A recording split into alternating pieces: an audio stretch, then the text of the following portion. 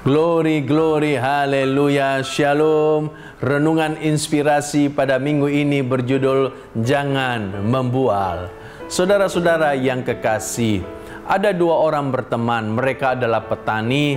Cuma sayangnya mereka ini suka menyombongkan diri untuk hasil tanam mereka. Satu hari si A berkata kepada si B, hasil kangkung tanam saya pada tahun ini besar-besar. Saking besarnya, seekor tikus bisa masuk ke dalam batang kangkung saya dari ujung kiri tembus ke ujung kanan.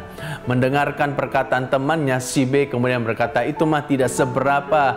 Kangkung hasil tanam saya lebih besar-besar lagi. Saking besarnya, seekor tikus bisa masuk ke batang kangkung saya dari ujung kiri terus berjalan dan tiba di tengah, dia segera lari keluar. Saudara mendengarkan perkataan si B, si A kemudian berkata, wah itu tikus lari keluar karena pasti kangkung kamu pada bagian tengahnya mengecil, makanya tikus tidak bisa mendapatkan jalan keluar dan dia lari keluar. Mendengarkan hal itu, si B berkata, oh bukan seperti itu. Itu tikus lari keluar karena di tengah-tengah batang kangkung saya sedang duduk seekor kucing. Jadi tikus kaget, dia melihat ada kucing, dia segera lari keluar. Saudara-saudara yang kekasih, tentunya saja tidak pernah ada kangkung yang sebesar itu sehingga kucing dan tikus bisa masuk ke dalam batang kangkung itu. Ini hanya cerita membual saja. Dua orang ini sedang membual. Membual itu artinya menceritakan sesuatu yang tidak sesuai dengan fakta. Membual itu artinya membesar-besarkan fakta yang ada. Nah, saudara-saudara yang kekasih, kita jangan menjadi orang yang suka membual. Firman Tuhan berkata, kalau ya katakan ya dan tidak katakan tidak. Jadi jangan kita melebih-lebihkan fakta yang ada. Kalau sesuatu fakta A, kita sampaikan A. Kalau sesuatu fakta B, kita sampaikan B. Jangan kita membesar-besarkan menjadi A plus atau B plus. Kita harus jujur dengan diri kita sendiri. Jangan kita suka membohongi diri kita dan kemudian kita menyampaikan sesuatu untuk membesar-besarkan diri kita.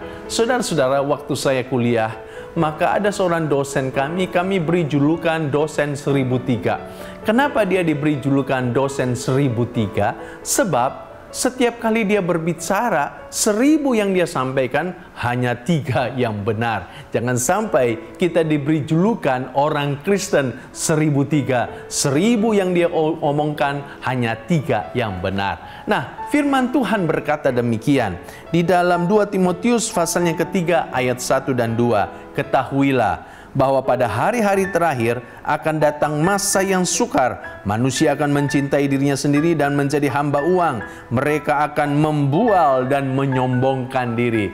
Jadi firman Tuhan sudah memperingatkan kepada kita bahwa pada akhir zaman ini akan muncul orang-orang yang suka membual dan menyombongkan diri. Nah, karena itu saya mau memperingatkan kepada saudara-saudara, jangan sampai saudara termasuk orang-orang itu. Jangan sampai saudara termasuk orang yang suka membual dan menyombongkan diri. Kenapa kita tidak boleh menjadi orang yang suka membual? Sebab firman Tuhan berkata dalam Mazmur pasal 5 ayat 6, pembual itu tidak akan tahan di hadapan Allah.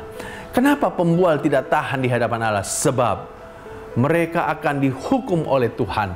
Mereka akan mendapatkan murka Tuhan. Tuhan tidak suka dengan para pembual. Karena itu, marilah kita belajar untuk menyampaikan sesuatu sesuai dengan fakta. Tidak usah kita ngomong gede, tidak usah kita besar-besarkan. Kita bicara seperti apa adanya saja. Kita harus jujur menyampaikan sesuatu sesuai dengan fakta. Nah, kenapa kita tidak boleh membual? Selain karena Tuhan tidak senang dengan orang yang membual, juga kalau kita suka membual, maka kita akan kehilangan integritas diri kita. Kalau orang tahu kita suka membual, maka nanti orang tidak akan percaya kepada kita.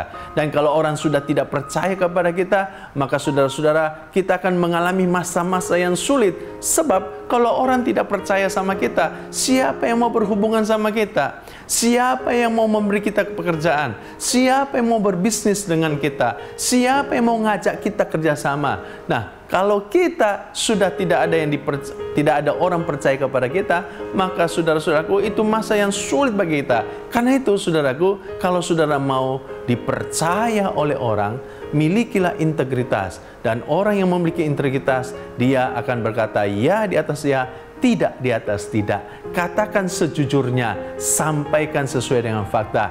Jangan suka membual. Kiranya Tuhan memberkati kita dan Tuhan menolong kita. Shalom.